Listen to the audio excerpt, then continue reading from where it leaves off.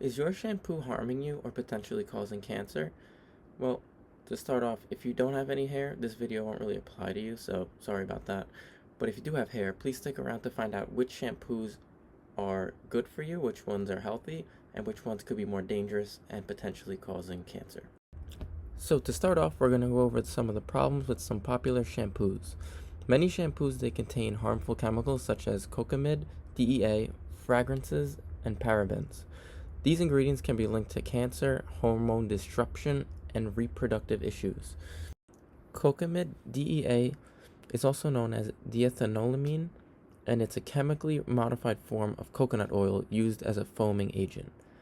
There was a study done by the National Toxicology Program, or the NTP, and it found that DEA is actually a carcinogen, and prolonged exposure in animal models showed an increased risk of liver and kidney tumors.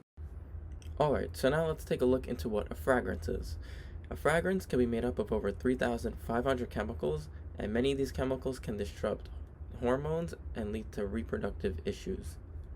And now to dive deeper into how bad these fragrances are, the term fragrance can include thousands of chemicals, which we just discussed, including one called phthalates. One phthalate called diethyl phthalate, or DEP, are common components in fragrances and are linked to hormone disruption and reproductive issues.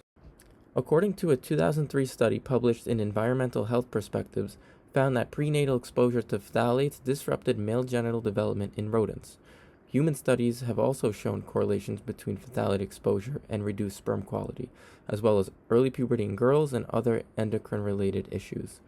On top of this, there was also a regulation by the European Union, as it had banned several phthalates from cosmetic products under the REACH regulation.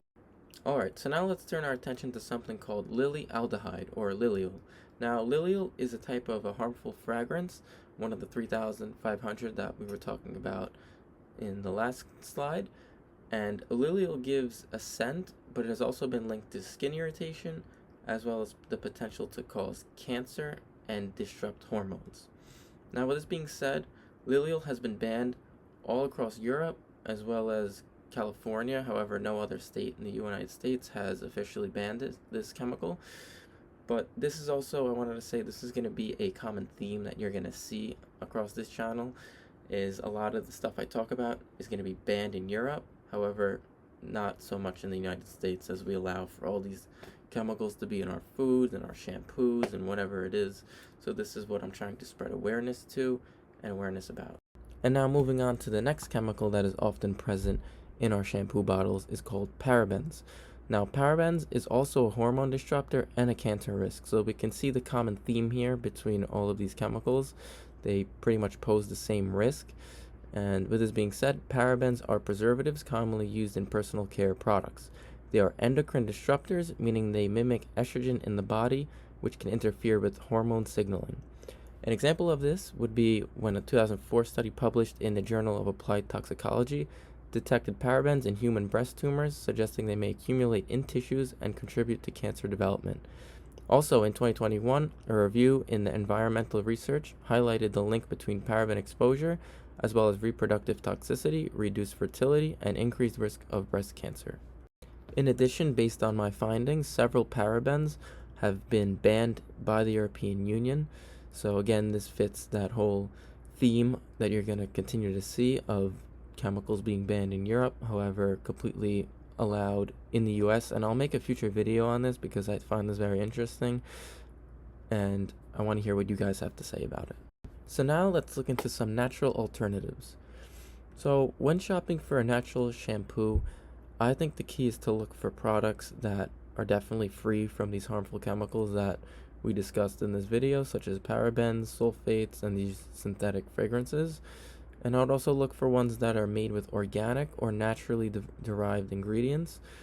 And also, a key tip for this is if they are labeled with the certification like the EWG verified mark, this guarantees that they're safe and they are from high quality.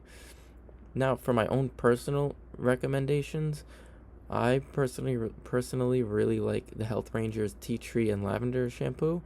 This shampoo is made with organic coconut, olive, and sunflower oils, which gives it a very rich and luxurious feel to it, and it's also free of all those harsh chemicals that we discussed in this video.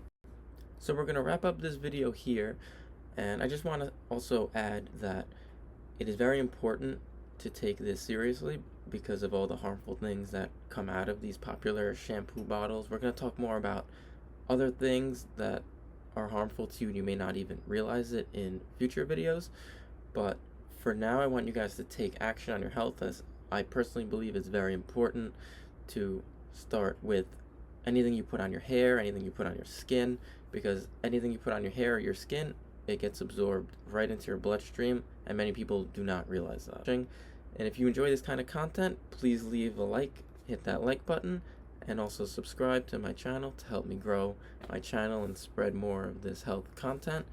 And also, if you guys have any questions or comments, feel free to leave a comment down below and I'll try to get back to you as soon as I can.